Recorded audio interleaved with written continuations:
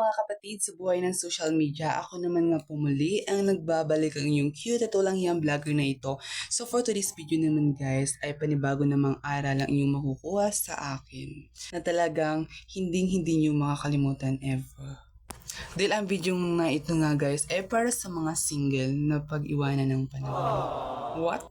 So ngayon guys ay magbibigay ako ng ilang tips at para guys hindi tayo maging single in the future and para makahanap din po tayo ng ating future husband or wife and a future. What the heck? So meron po akong ibibigay na ilang tips sa inyo para makahanap din kayo ng relasyon. And sa mga single dyan na meron ng edad na 40, nahuli po yung pagbibigay ko ng tips, no? Dapat yung una pa lang. Charis. And sa mga plans pa para magkaroon ng future husband or wife, ang video ito ay para sa inyo and yung mga tips na ito ay para sa inyo.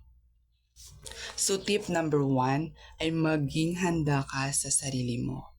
Siyempre dapat handa kang pumasok sa isang relasyon and para magkaroon kayo ng isang malusog na relasyon sa isa't isa. Tip number 2, palawakin ang social circle.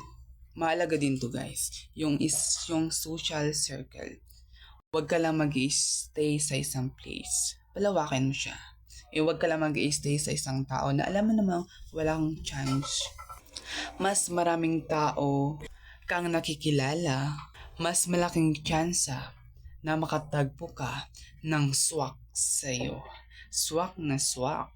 Yes, syempre ang social circle sumali sa mga aktibidad, events o maghanap ng bagong habis na kung saan ay makikilala ka pa ng ibang tao. Tip number 3, maging bukas at approachable. Kung gusto mo makipagkilala sa iba, ipakita ito sa pagitan ng pagiging friendly and open. Ang ngiti, eye contact, at natural na nakikipag-usap ay makakatulong upang malapitan or upang madali kang lapitan ng isang tao. Tip number 4, alagaan ang sarili. Alagaan mo ang sarili mo at baka hindi ka magustuhan ng iba kung di mo inaalagaan ang sarili mo. Sabi ko, ayaw ko sa'yo, ang dagit mo.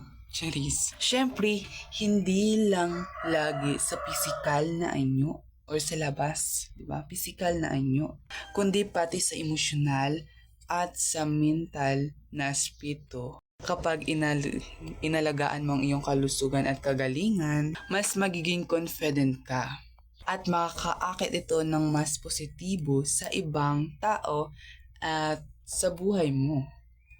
Tip number 5, magpakatotoo. Ito naman, sabay naman tayo ni Kuya, magpakatotoo. Ipakita mo ang tunay mong sarili. Dahil sinasabi ko sa inyo na hindi mo kailangang magpanggap or magbago para magustuhan ng iba. Dahil wala namang sekreto talaga na hindi malalaman sa huli, diba?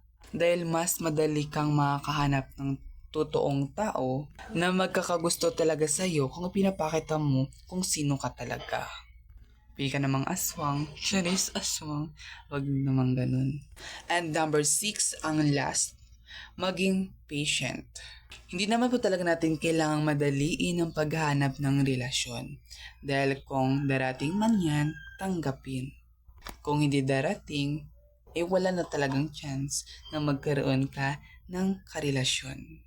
Always remember na magtiwala ka sa proseso at magtiwala ka sa tamang panahon.